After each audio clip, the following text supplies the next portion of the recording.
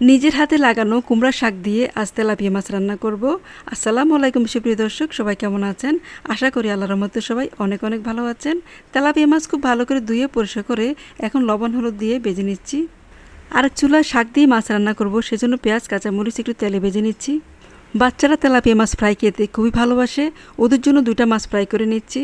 সেজন্য আমি রসুন আর কাঁচামরিচ থেতো করে নিয়েছি। এখন দিয়ে দিচ্ছি হলুদ মরিচ গুঁড়া, জিরার গুঁড়া আর স্বাদমতো লবণ, একটু সয়া সসও দিব, সরিষার তেলও দিব 1 চামচ।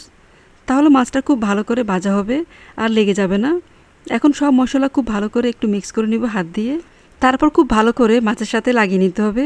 মাছের গায়ে যত ভালো করে মশলাটা মাখানি হবে ততই মাছটা খেতে বেশি মজা লাগবে। দেখুন আমি কিভাবে মাখছি, খুব ভালো করে উল্টে পাল্টে মেখে নিতে হবে।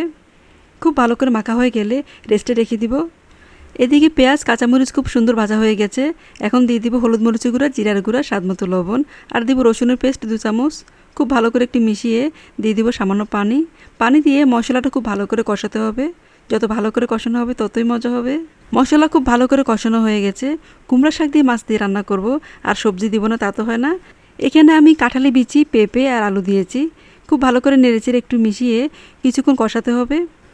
আসলে যে কোনো শাক দিয়ে মাছ রান্না করলে সাথে একটু সবজি অথবা আলু দিলে খেতে বেশ মজাই লাগে।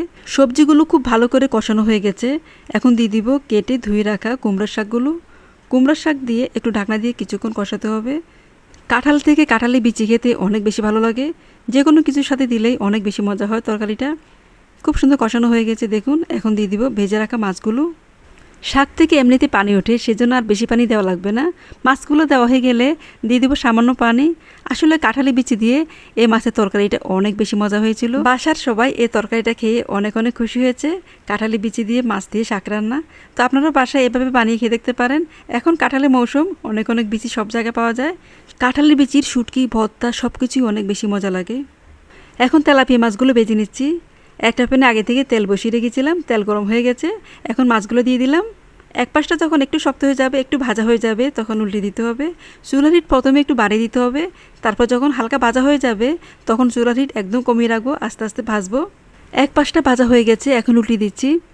খুবই মজা লাগে এভাবে তেলাপিয়া মাছ ফ্রাই করলে। আপনারা বাসায় অবশ্যই বানিয়ে খেয়ে দেখতে পারেন। কুমড়া শাক দিয়ে মাছ রান্না হয়ে গেছে দেখুন, ঝোলটা ঘন হয়ে গেছে।